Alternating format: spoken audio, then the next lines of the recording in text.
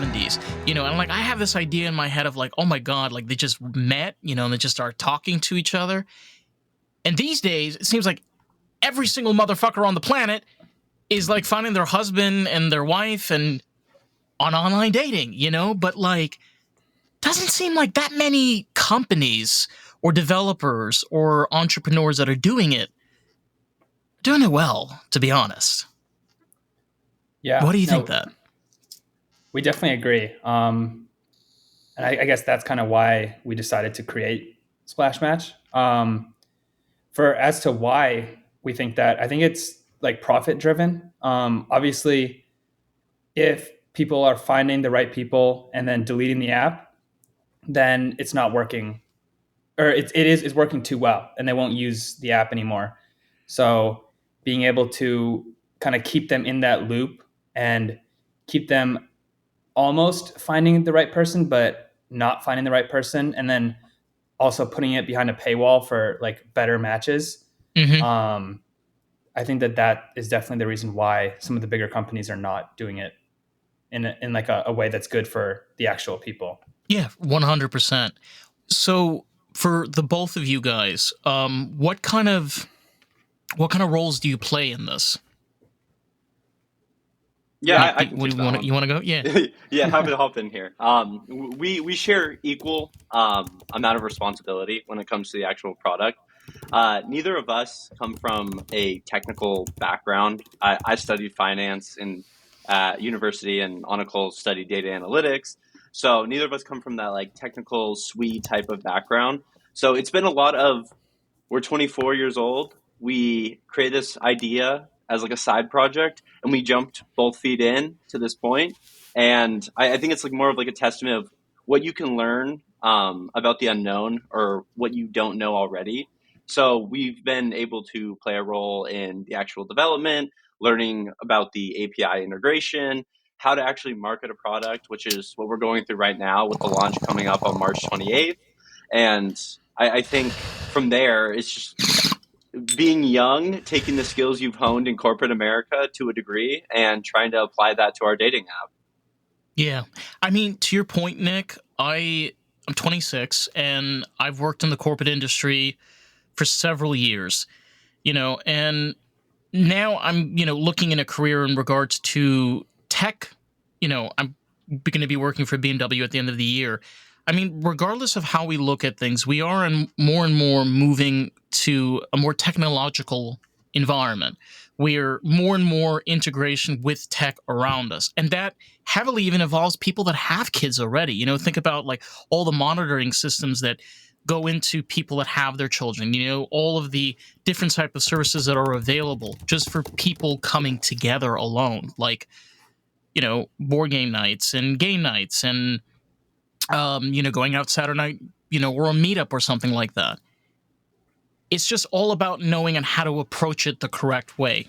Am I right? Yeah. Instead of just monetary. Yeah, I totally agree. I would say my background's in tech investment banking, so primarily focused on software companies that are looking to be involved in the M&A process. And from there, I've seen so many companies that everything has like a tech component that can make your life easier in some sort of way. Or as you like referenced, it's like everything we do is pretty much tech driven these days. So having features and application and different aspects to that, I think that's where you're really seeing the rise. Yeah, 100%. Um, in regard to my own perspective, because, being gay and dealing with interactions with people, especially when you're dealing with dating, is around my age is extremely difficult, depending also where you live here in this country. But then you have like these geniuses ideas like Grindr, for example, right? Which came out many years ago, which was this way of people within the community to be able to interact with each other, maybe be able to get a little more intimate. Now it's just a straight up porn site. Okay, it's like DoorDash for porn. That's pretty much what it is.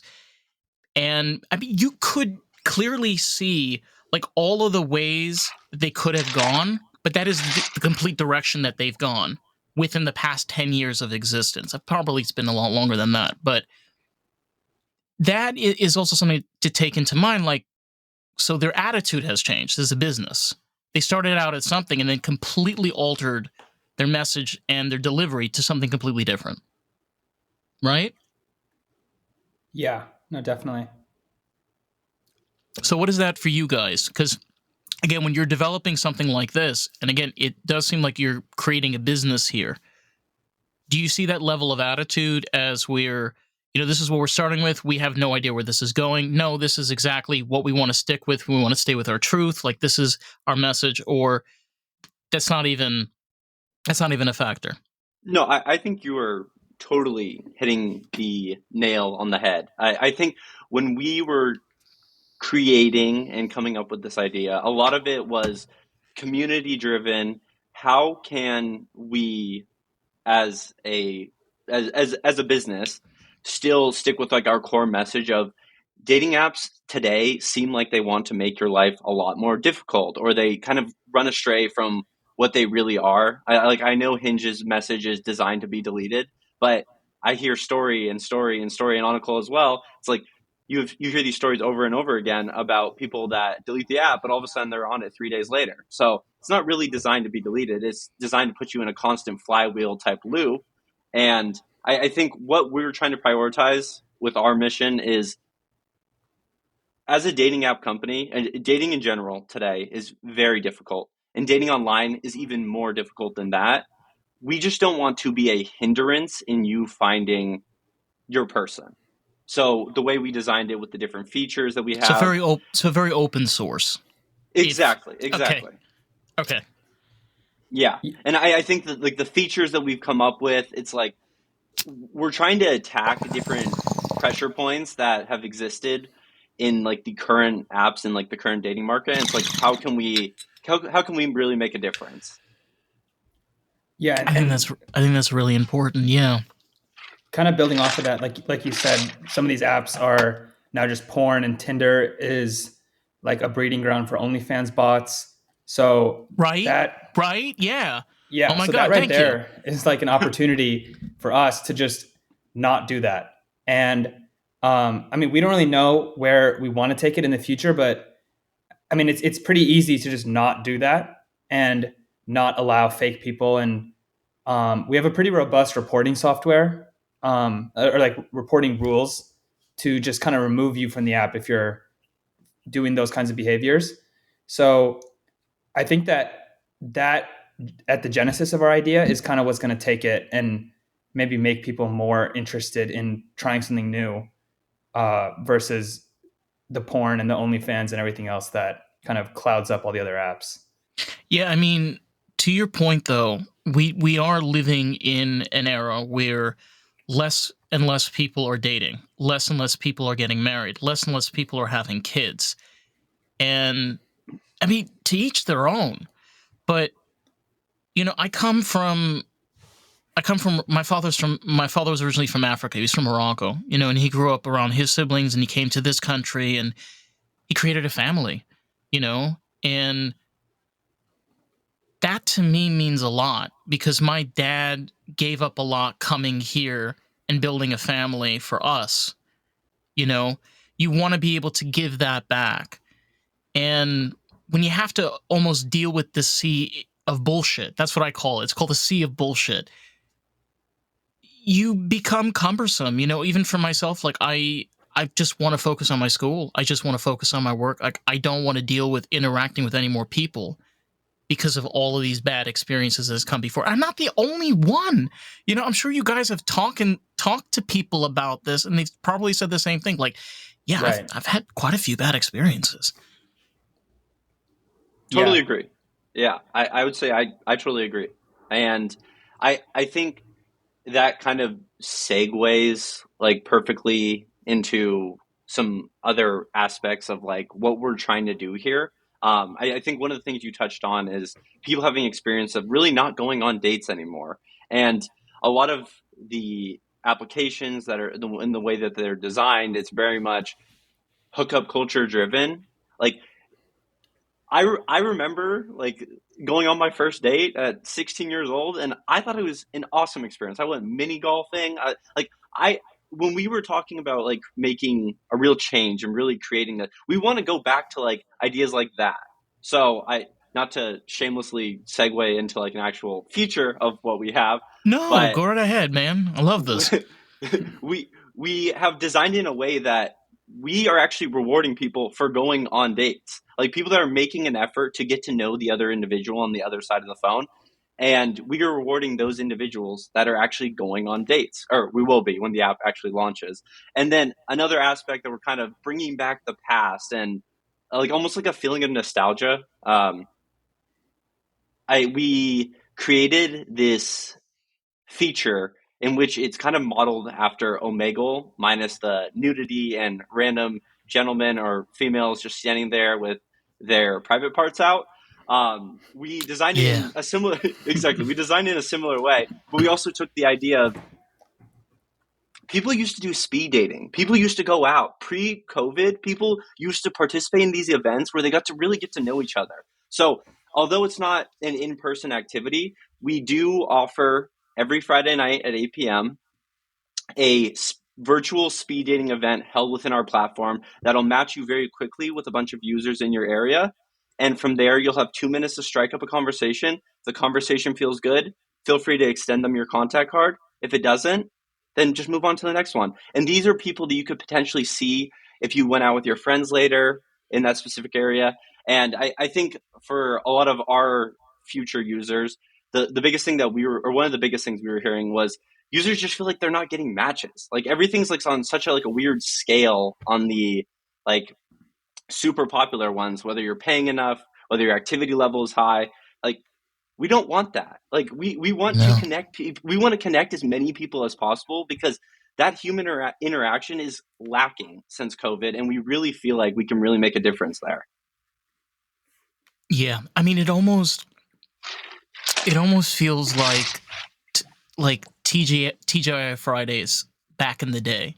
You Yeah, know, people forget like back in the day there was this concept, let's create a singles bar, and that doesn't exist anymore, which is bananas. I mean, I know people that like go out to drink, and there's definitely tons of DJs that can use the money for gigs, and there's not a single bar anywhere in this country.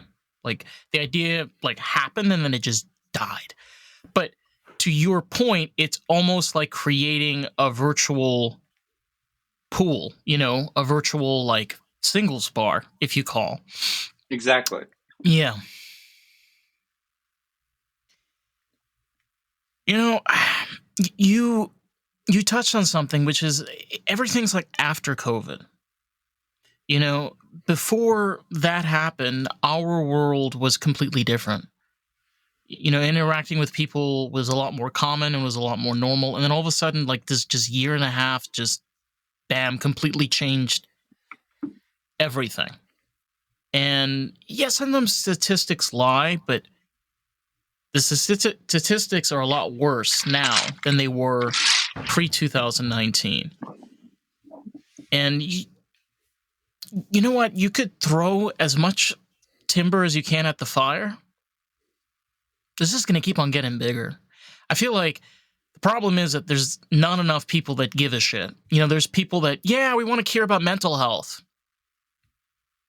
But then, you're paying through the wazoo and you have to be able to afford it. Or like we were talking over here, is like sometimes it is hard for people to interact with people in real life to be able to date. I mean, you got school, you got a hectic job, you can have projects you're working on. It could be a billion different things, but like, not everybody can just go out whenever they feel like it and just start talking and start meeting people. And you know what? I guess you just got to start from somewhere, right? Definitely. Not to pipe up again, Anukul, but I wanted to add on to your point. I think definitely the younger individuals that experienced COVID as like a precursor to their college experience, specifically younger men, I feel like it doesn't get called out enough behavior and how to operate and act around the same sex or even the opposite sex, it's really different. And I think losing out on a whole year and that experience where you would have those constant interactions with people in your classes or on campus or wherever it might be, like at a restaurant, you kind of lose out on that. And I don't know, it feels like it's almost like a hindrance or setting us back in some sort of way. Yeah. Yeah, What are you thinking about, Anukul? I was gonna say that plus like almost like a judgment first culture where it's kind of become the norm to look at what other people are doing and like have an opinion, and it's usually negative on someone enjoying themselves or enjoying life or whatever. So that plus what Nick was mentioning and everyone kind of being in their screens. I mean, they had to be for a time period, but then that has now also shifted and become the norm where people are always on their phones, always online. You'd almost rather be Even when home. they're driving. Yeah. Let's have Yeah. that. Even when they're driving. I mean, when they're doing anything, like I bet more people are on their phones right now than are not. So, Yeah. those two things I think has kind of diminished the community and like the feeling of togetherness that we had. I mean, it was kind of dwindling before COVID, but I think COVID definitely made it happen a lot faster and a lot more extreme for sure. In your own personal experience, if you want to deep dive in this, how has your own dating experience has been up until this point? Definitely, I would kind of agree with you in terms of non-existent, and because of other things that I'm working on, and just like a lack of a desire to go out and even try. Because, Right. like I was mentioning, people are judge first. You never know if you go try to do something, if you're going to end up on TikTok or Snapchat or whatever and go viral for the wrong reasons. Which is I knew a friend like that. It's it the was worst. Bad. It was bad. But like so another shameless plug to our app is that you can't screenshot on there. So if like I've definitely used the other apps and been mindful of what my profile looks like, what my messages look like, because I could see it on Twitter later against my will. But on our app, you can't screenshot, so people can be more true to themselves and put themselves out there. There's definitely a negative area there where people can put themselves out there in the wrong way. But like I mentioned, we have a pretty robust report functionality, and you can't upload pictures that are, I guess we have a genitalia scanner in our picture uploading.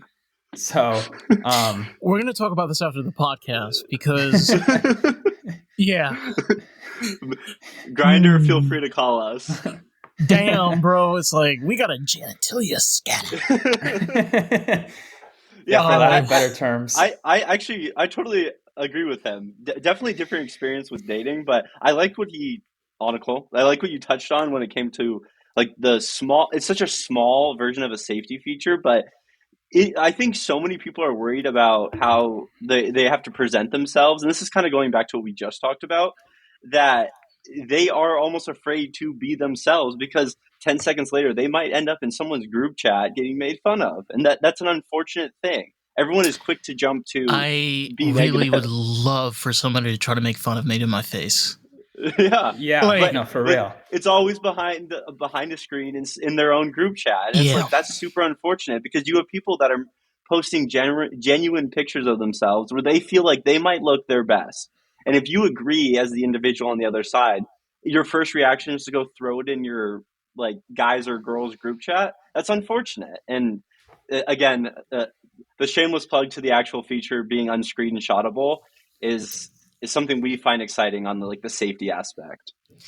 It's finding, to your point, it's being able to find the right balance, because when it comes to freedom of speech, okay, there is a cost. There's always a cost with anything, right? Whenever you give freedom, but there's a reason why we have these freedoms.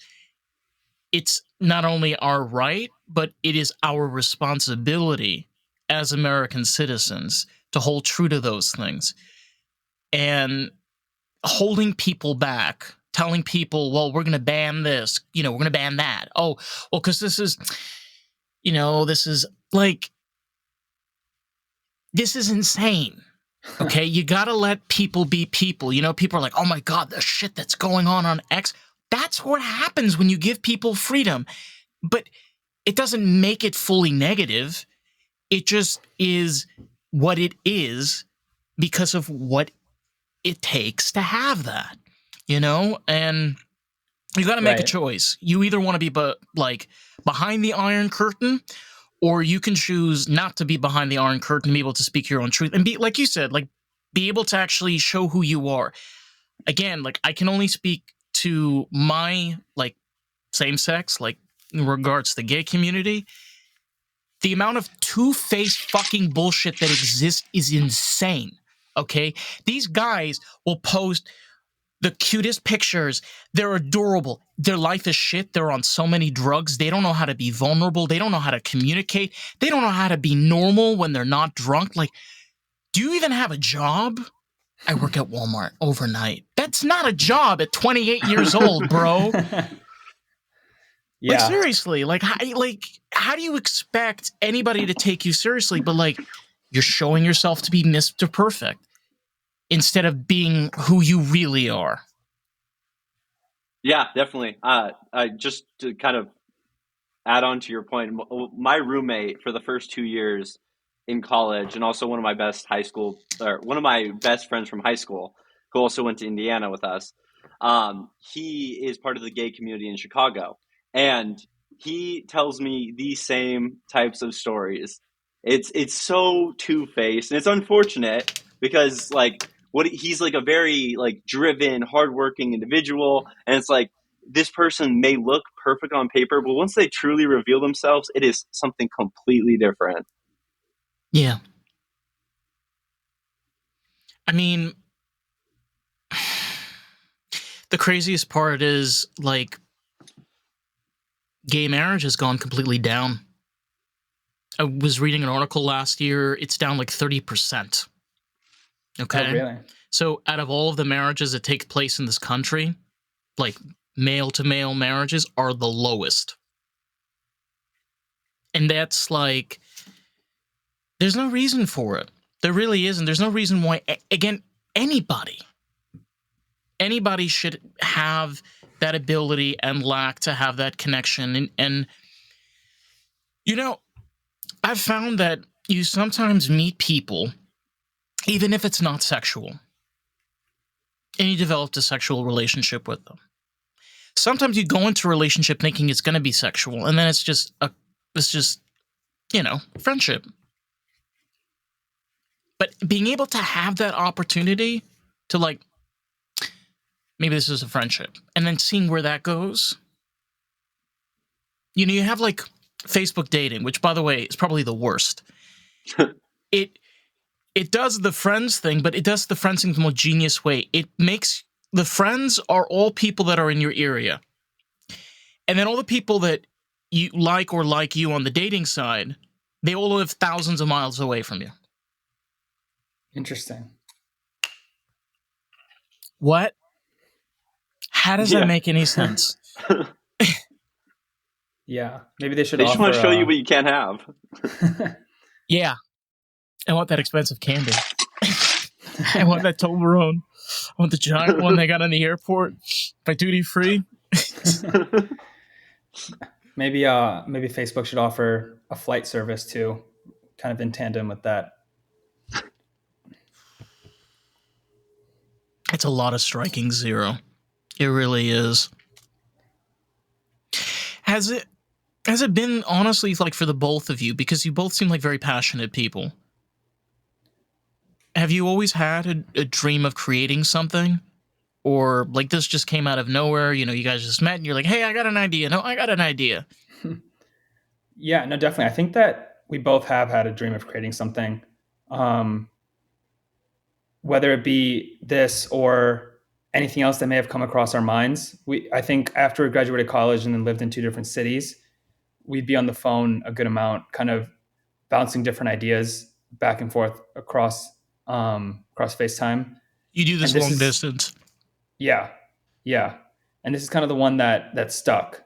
And we thought that it not only had the biggest opportunity for us to be able to kind of leave that corporate world, but more importantly, I think the opportunity to solve a real problem that we both either were facing or had faced or just had a good amount of viewpoint into, Sorry. having just graduated from college, and kind of seeing where everyone was like struggling and everyone had the same complaints across the board. And then on TikTok, you see everyone has the same complaints. So that's kind of why I think this idea stuck out to us the most. But I think that we both were on the same wavelength of, we want to create something and see what we can do, Yeah. especially when we're young and like with the internet and everything. It's almost You gotta have fun with it. You yeah gotta play yeah like around. Get in the exactly. sandbox or Roblox or Fortnite. I can't keep up. I can't keep up. So many Uh, new things. there's so many new things, man. It's insane. Speaking of corporate, uh, there's a TV show that was made by Ben Stiller. It's called Severance. Has any of you guys watched it? I've not I have watched not it, checked it but out. Oh, I've seen like the premise and kind of some of the memes that have come out. I've said this before. I watched this show when it came out while I was having a corporate job, Mm-hmm. and I started to lose my mind because if you really think about it, in a corporate environment, you're basically severing your mind for 8 hours. You have to be somebody that you're completely not. You have to line yourself up to ideologies that you don't even give a shit about, bro.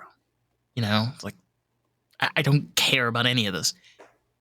And you do that every single day, 5 days a week, 8 hours. Right. And you have this TV show that's literally like breaking it down to the amount of abuse that takes place. You know, it's not that independency matters, it's the fact that there is a problem with corporate America of how they run things and how they control people. And I'm going to be very honest, I think that they're trying to control the dating industry too.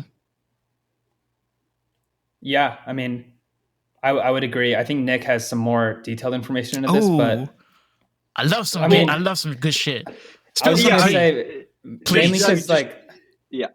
I was just gonna say that like Match Group controls like 70% of the dating market, and they have like any app that blows up, they'll buy it and usually kill it, or it'll kind of take the Tinder playbook, which obviously it doesn't work and no one likes it, so it inevitably like it might still exist, but it kind of dies out. Um, but what were you gonna say, Nick? Yeah, I was just gonna say Match Group owns Match, Tinder. I think the only one that I know is like still like private, not even privately owned, but owned outside of like the Match Group umbrella is I think it's Bumble, who was also started by a former Tinder co-founder. And it's just like super interesting. There's actually like a monopoly taking place. So you're seeing the same amount of content. You're probably seeing a big overlap in user base, but anytime you see a little competition to any of their apps, you see them start to get a little active in the space and try to make acquisitions, which is like understand from like a business perspective, but like if that is like everything's falling under the same corporate umbrella and people don't like that corporate umbrella, something has to give at a point. And I think that's kind of where we're hoping to disrupt. It's not like we're reinventing the way people date, but we're definitely looking to make it easier and simplify the process and actually show you people that you really want to show. Another shameless plug to another one of our features, but it kind of just rolls into that. It's like you are seeing this feed on Tinder, Match, Plenty of Fish. I think they own OK Cupid as well. And in that situation, you're seeing a very similar feed over and over again, and you're like, how the fuck do I keep seeing this, like these type, like who are these people, like why are they being shown to me? So like the first thing that we kind of took a stab at, Anukul and I, was let's develop a simplified version of the algorithm that gives users like complete and utter transparency into why they're being shown the individuals on their feed in the first place. So Yeah. we will essentially put people in front of you that you kind of match on like-minded Are characteristics. We do have a yeah, are you yes, guys integrating AI, like artificial intelligence, within the platform or no? Barely. Like Barely.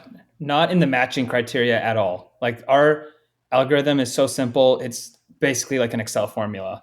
Like it is not it's barely an algorithm. The AI is only included when you match with someone and have like jitters trying to figure out what to send them first, because that's kind of the most important, is seeing or kind of deciding what they're going to see first from you. Um, so the AI is integrated there, where it'll scan your account, scan their account, and come up with three pickup lines that are kind of a little bit fun, a little bit flirty, but you don't have to use them. Obviously, you can kind of use them to come up with an idea of your own. But after that, the AI gets turned off, and you don't. It's not like you're messaging an AI bot. Um, but yeah, I yeah. think We AI sorry. definitely has like a big opportunity, but not when it comes to like finding your soulmate or like finding someone who you want to share your life with. Yeah. Sorry, Nick, you were going to say something? Yeah, I was going to say we essentially just call it an AI suggested tool. Like it's giving you suggestions to when you get to that stage and you get that match and you're like, you kind of look a little closer and you're like, how the fuck did this person like click on me or swipe on me or whatever it might be? And you're like, damn, did they make a mistake? And you're kind of having that moment of like feeling a little lack of confidence. We're just there to give you a suggestion to maybe kick off your conversation or at least inspire an idea, because I am so tired as like an individual that was on all these different platforms of seeing, hey, hi, like tell me something about you, like tell me something that you see on my profile that like kind of interests you, or like what I should be saying to you in like response. You know, if that makes sense. Like I have a got little to more depth.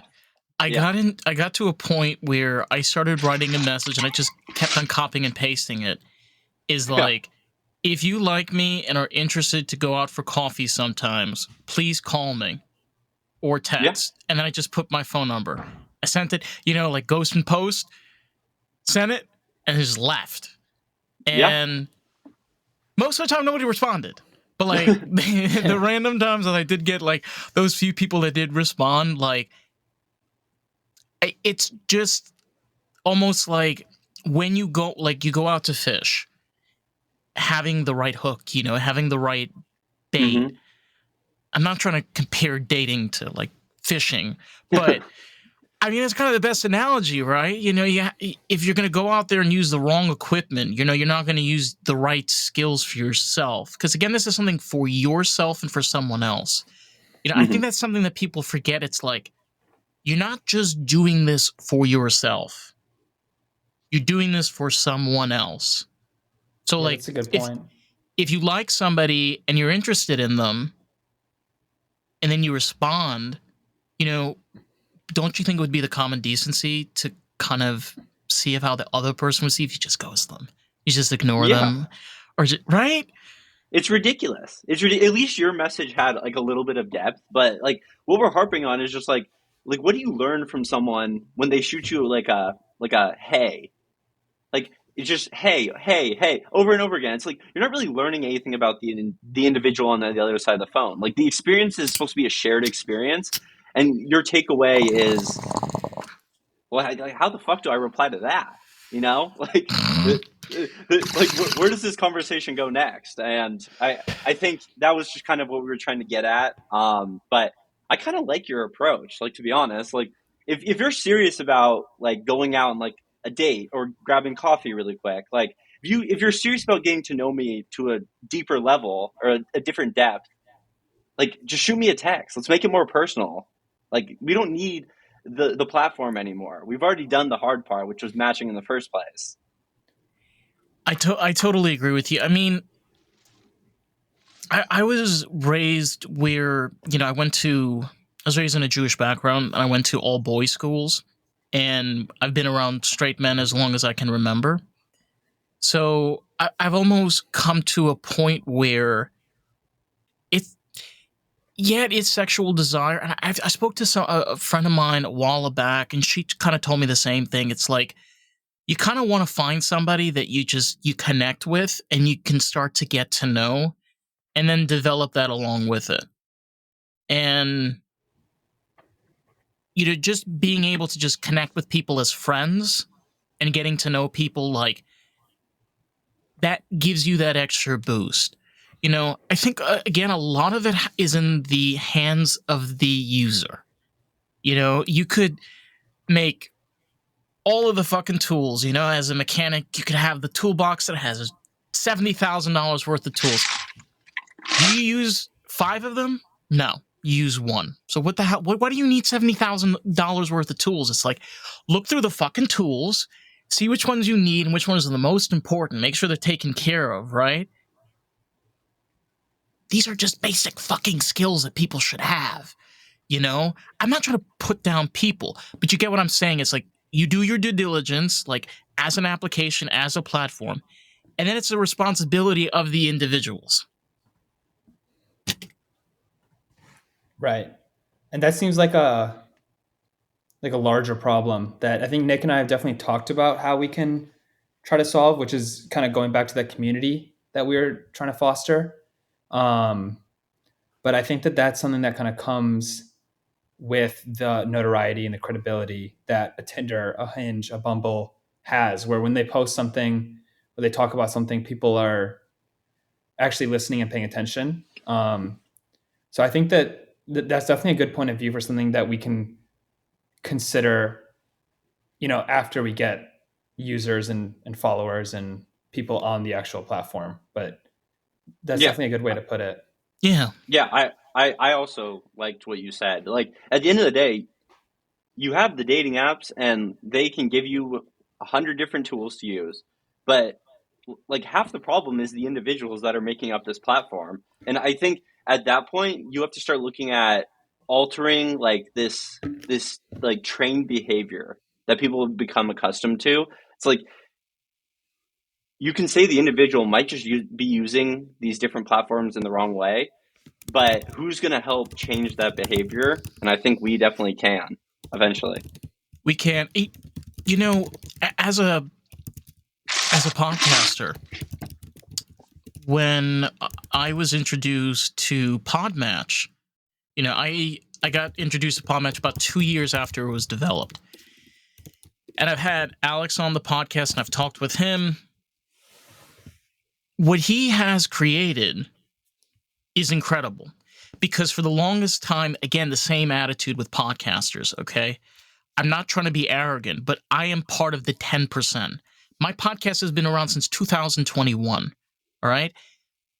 Like, out of the millions of podcasts, most of them don't even make it after year 1. Right. Because this is hard shit, right? You have to be able to learn on how to communicate and talk with people and learn from people. And not just that, it's understanding what your mission is and why you're doing this. I have had people on this podcast, God forgive me, I wish these motherfuckers the best of luck. I don't want to ever see these motherfuckers again in my life. But is that going to stop me from doing this? No, because I'm having, like, an interaction with you guys that fucking, like, Jesus Christ, finally, somebody gives a shit about dating. Like, yeah, I like to go out, but sometimes having that app is great, but having those apps, I'm sorry, like, I understand Bumble is independent. The add-ons, the upgrades, the packages, dear God, do you think I make $180,000 a year? I don't have $78. $78 a month for what? What am I paying $78 for? Right. Yeah. Yeah, that is the perfect segue, and I'll let Anukul kind of attack this one, but we are thinking about exactly that type of user in mind. Yeah. No, 100%. Like, first of all, like you don't need a subscription to succeed on our platform or to use it. If you have a subscription, like your experience will not be that much better, which I mean, like you said, it is a business. So I don't know if I should be plugging that, but No. like the point is that you don't need a subscription for our platform.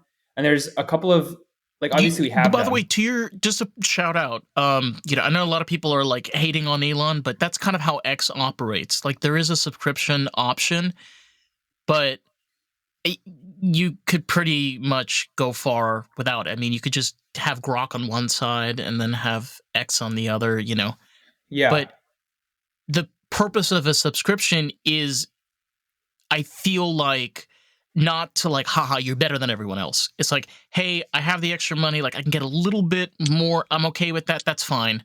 Like, I'll do that. That's cool. Yeah. That kind of No, definitely. Okay. Exactly. Because like all we basically offer with the subscription is like being able to see who's liked you. You can send more likes a day. And one thing we didn't touch on yet was like the category alignment quiz that each user takes, but you can see the categories that you've aligned on, and maybe fine tune it more if you want.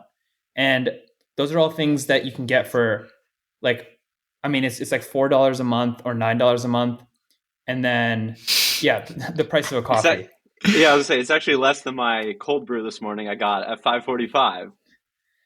Or like, I think a key. You know what?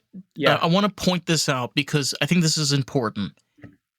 Netflix charges between $8 to $14 per subscription, like per subscription per month. Okay, they make multi-million-dollar movies and TV shows. Okay, if a company like Netflix can make that kind of money with monetization and subscription-based platform, Right. It's like, what's stopping us? It's all volume. Yeah. And I guess that's like the reason why we made it so simple, so easy. And like Nick said, targeting that exact user experience that you were describing as like the obvious kind of solution and answer to the problems that everyone is facing. Yeah. I the only thing I want to add to that is, like Anukul said, someone at the most basic tier on our platform, we wanted to make it that they would have the same amount of potential access to someone with a premium subscription, which again really doesn't cost anything. We looked at the prices of the other ones and we're like, holy fuck, like that is ridiculous. It doesn't even make any sense. But when we were talking about the idea, we actually gamified the platform. So by being on the platform, you were actually earning coins by doing simple actions like signing up. You receive a certain amount of coins and whatever. These coins, although like non-fungible like tokens, like they don't really exist in like the ether, you can use these within the platform to purchase the premium features regardless. So the user that's at the most basic tier and the user that's at the premium tier, their experience can be exactly the same. Well, just throwing out an idea. Have you guys thought about cryptocurrency? I can't say that we have.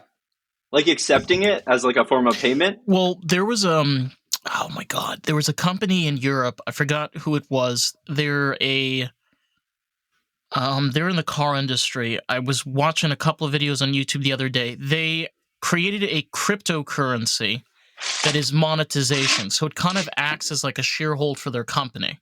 So as like the company like grows and people using their now I remember this. It's a company in Europe that they developed an app that helps people working on their cars.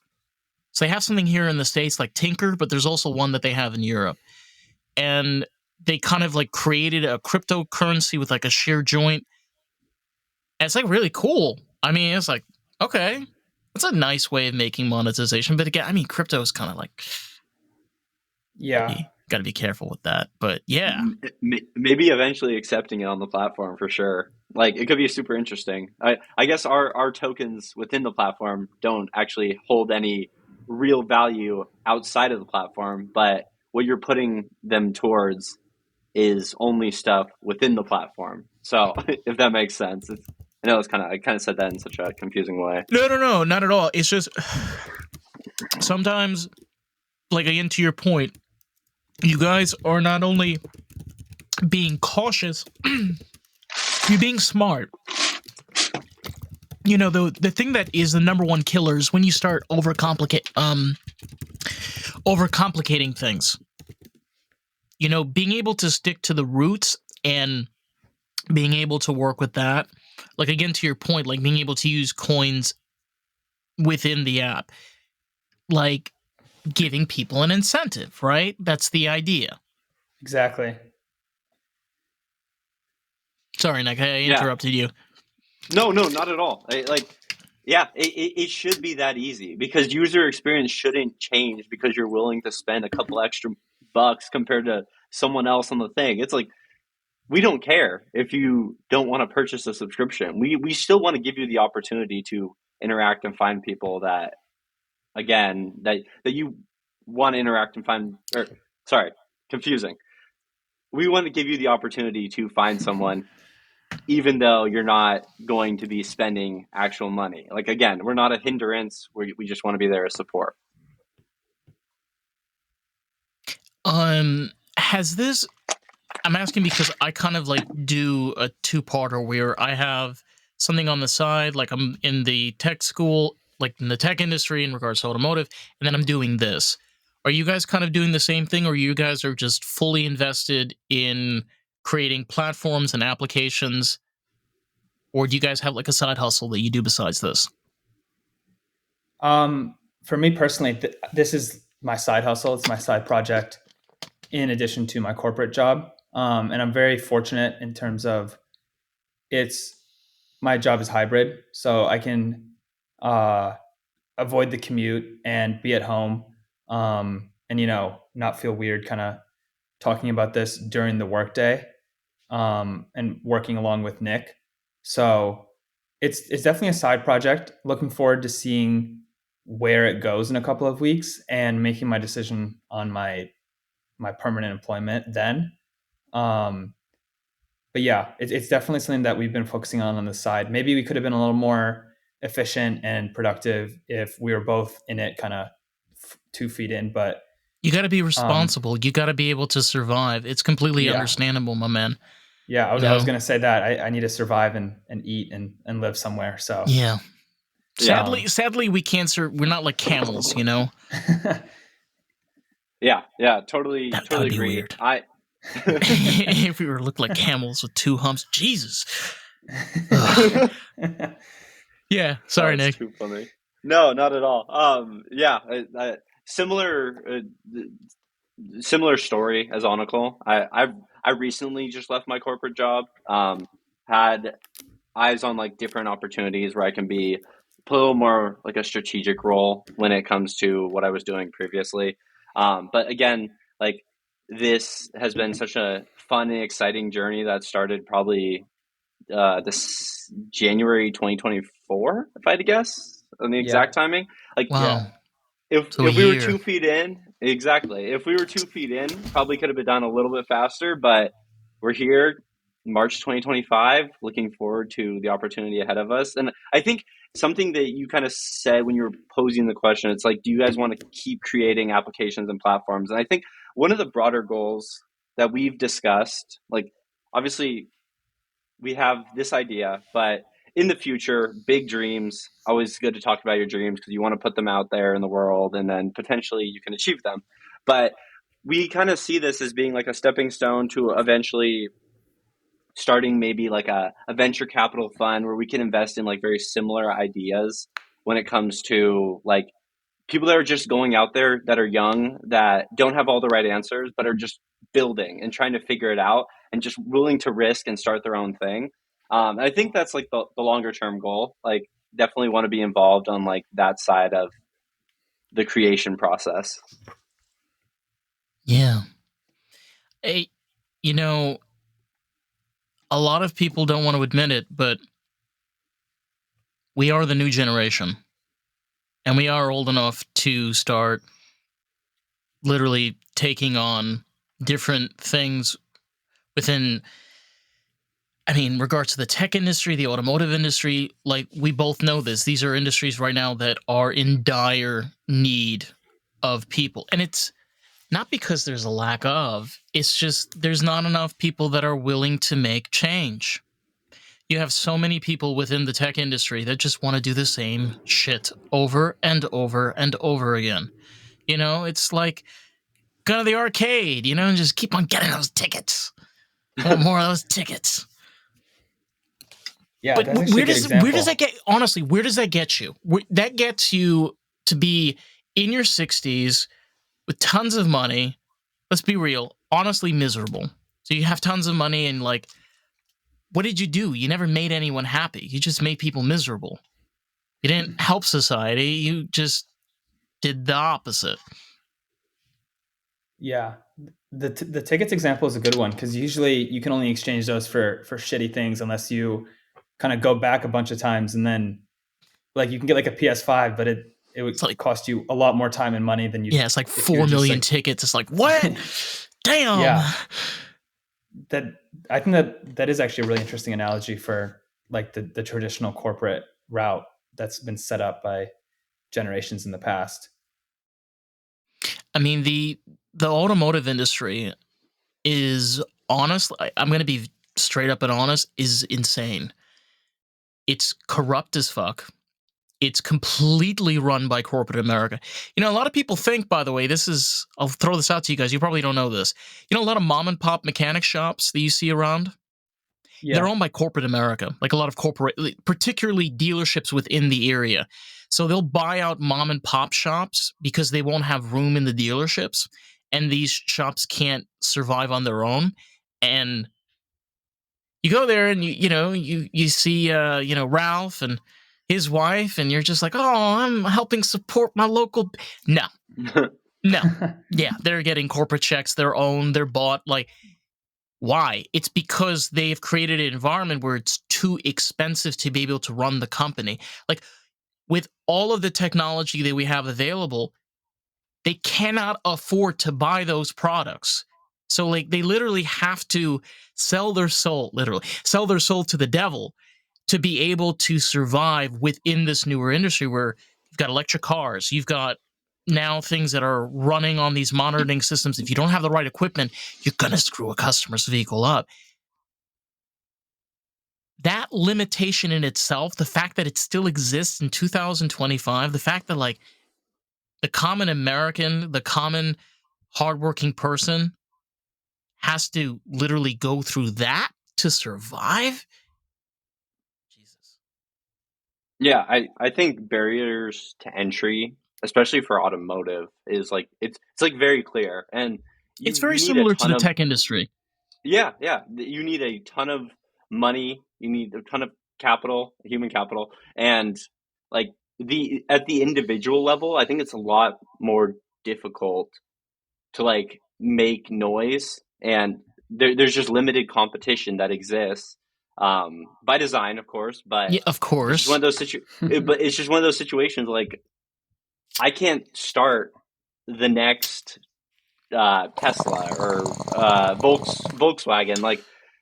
I'm 24 years old. I don't have the ability to just go out and build a bunch of different cars, and it's unfortunate. And I think as tech evolves, and especially I would say recently, a lot of the use of no code tools, Anukul and I have been kind of exploring that avenue as well. It's you're giving access to people that don't have really that technical background, or a computer science or computer engineering type background. You're giving them more access, and I think more access breeds more competition, and more competition breeds a healthier market dynamic.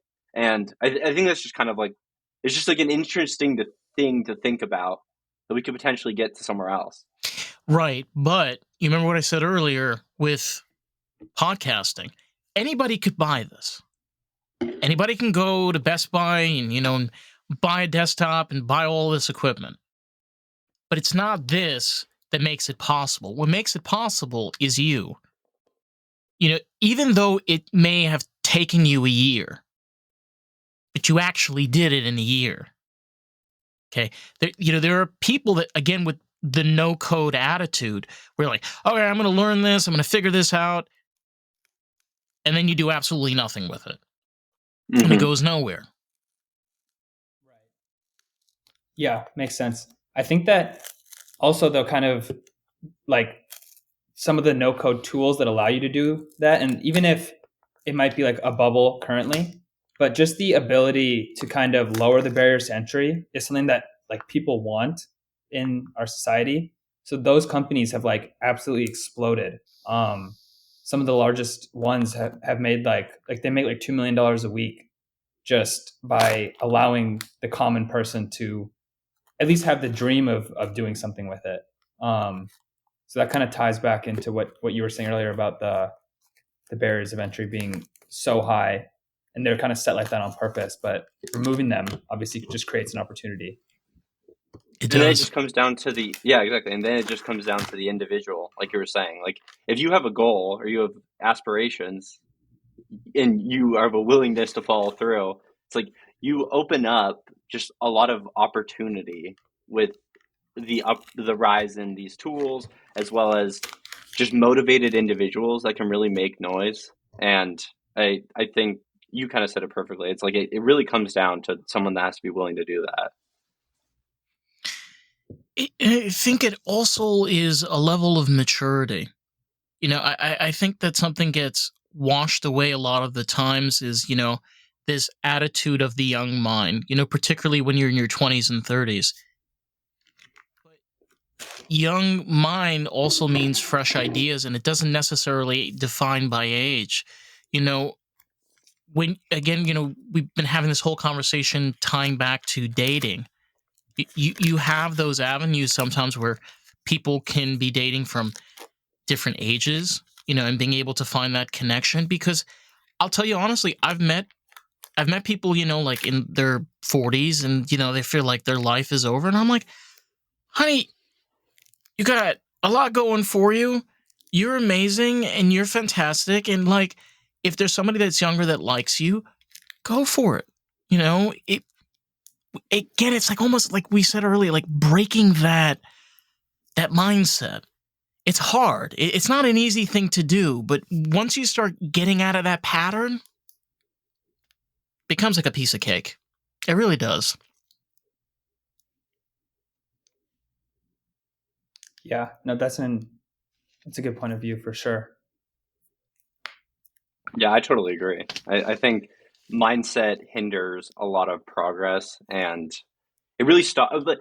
I think like subconsciously, it's like your mindset and your fear of kind of just like jumping into things. This can go for anything, whether it's jumping into creating a dating app or jumping into starting your podcast or jumping into a new relationship. It's like we have these like switches in our brain that essentially tell us like be mindful, be fearful, just because you're afraid of something not working out, afraid of getting hurt.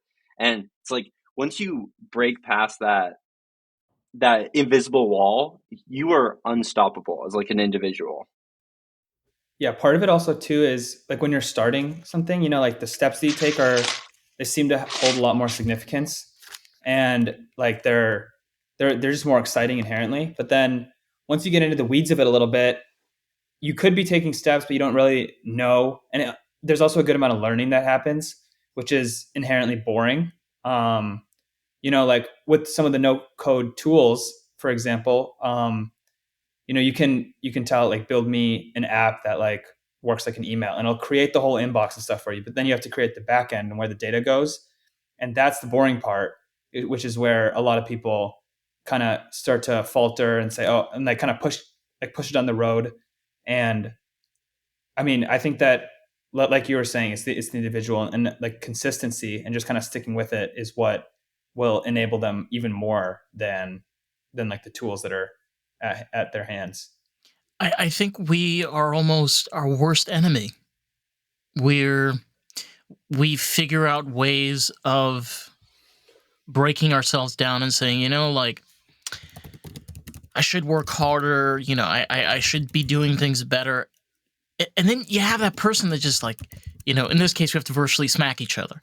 But it's like what are you talking about, man? Like, you're a hard worker, like you're managing to survive, like you're taking care of shit, like you're being a responsible adult. We don't always think like that. We sometimes belittle ourselves because we don't feel that we're good enough. And that is just what the fuck?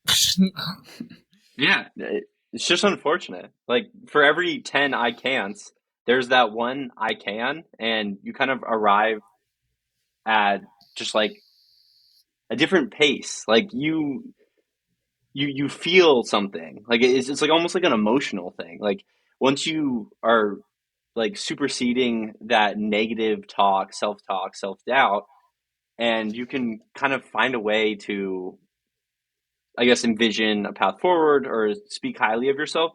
It's an amazing feeling. It is.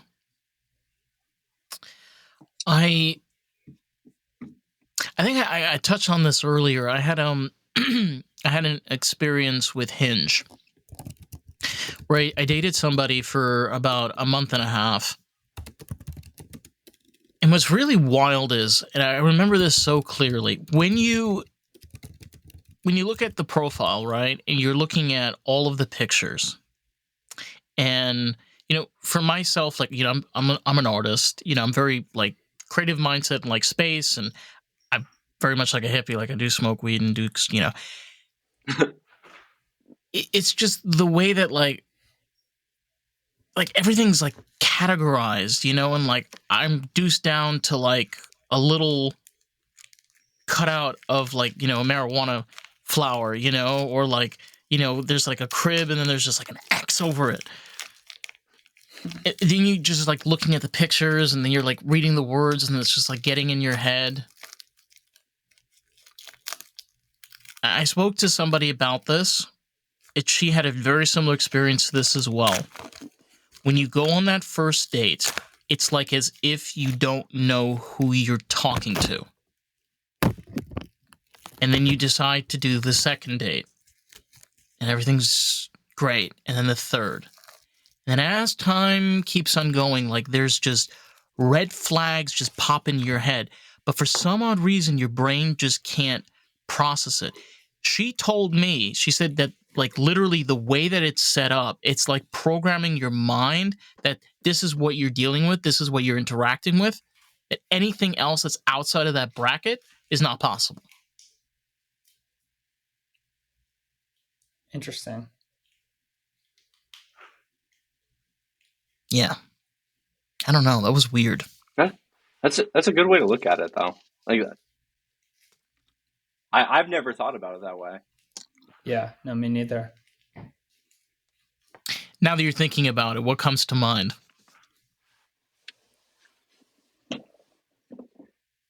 I think the way it's set up and like designed, that how that interaction is like initiated, right? It's like before all these apps existed and you were out and you were at a bar and you see an individual that you found very attractive and like things stood out, like their cadence and the way that they talked, and it's like maybe they were a friend of a friend or you knew them through some other way. It's like you make that initial interaction where it's like, hey, can I grab your number, or something like that, like, hey, like you look great, whatever your first line might be, and you kind of have like foreground, like set, like you have almost like a, even though it's not actually like a history, you have a history, you've had that conversation. So it's like that first actual date that you guys decide to go on, it's so different than a dating app because you don't know what this person's voice sounds like. You don't really, unless they have a voice memo, like voice memo prompts, but like you, in reality, you don't know what their voice sounds like. You don't know what they truly look like until you see them on the thing, because they could be posing as some other individual.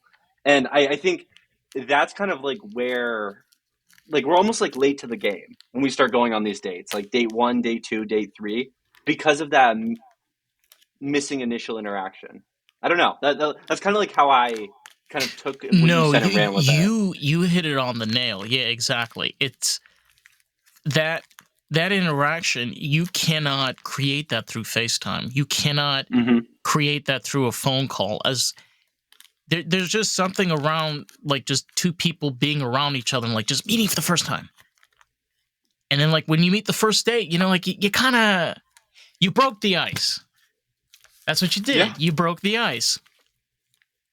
And nerves are like a huge thing. If you can get over the nerves to go up to someone and like approach them directly and say like, "Hey, can I get your number?" The first date is going to be a piece of cake after that because you've already done the really difficult part. It's like the the opportunity where there's like most likely a chance of rejection or like a positive no.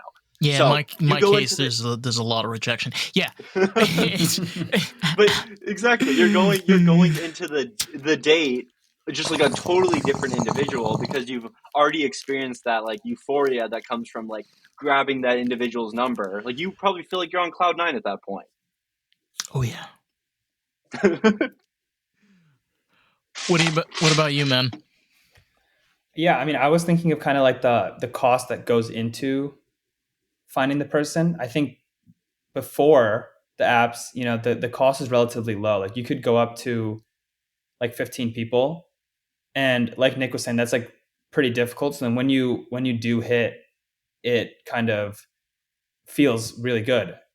But now it's like you get 8 million people at your fingertips at all times, and like the way that, at least the state that it's in now, people aren't responding, people aren't getting back to you. You have to like almost work really hard to even get their attention. And then if you do get a date out of all that work, then you're like, okay, I did all this stuff, let me just kind of figure it out. It's like if you like go grocery shopping and you buy like some bad fruit, you might kind of try to see what you can cut around for the first few days, and then before going and getting like a replacement. God Almighty, I don't know if you're like have a security camera and watching me when I go grocery shopping, but dude. That's too funny. But I feel you. It kind of it's kind of like that in many ways. It just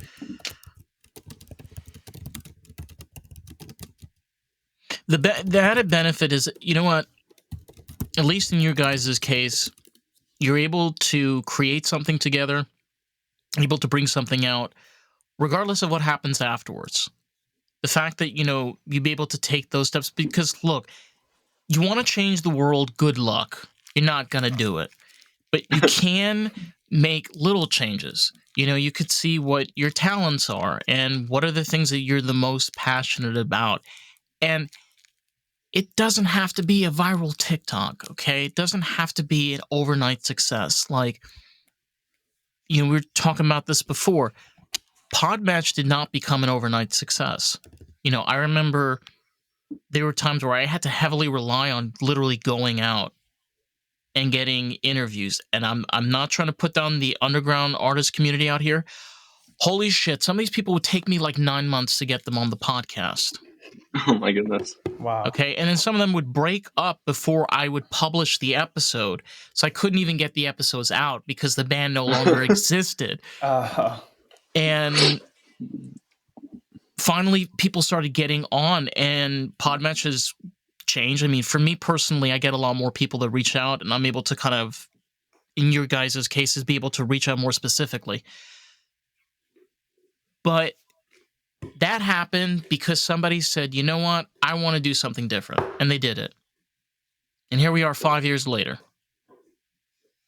Right. That success can be anybody's. It's not where you are trying to revolutionize the world.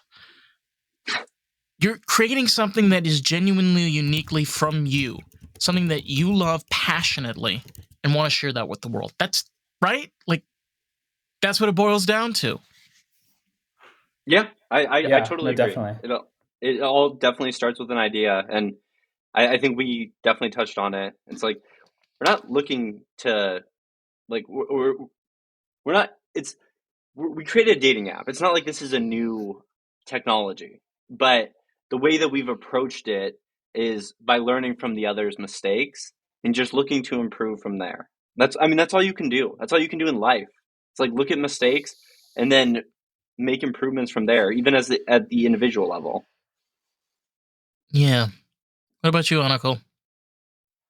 I think Nick just said that perfectly. Like, it's obviously we're not trying to change the world overnight. Like, I don't know if that's even really possible, but like you said, the small changes and kind of making good on all the complaints that people have, just kind of putting band-aids over all those. And then, as I was alluding to earlier, maybe once we have that platform, being able to have a voice to make some of those larger changes overall. Yeah. I have to say, damn, we covered a lot over an hour.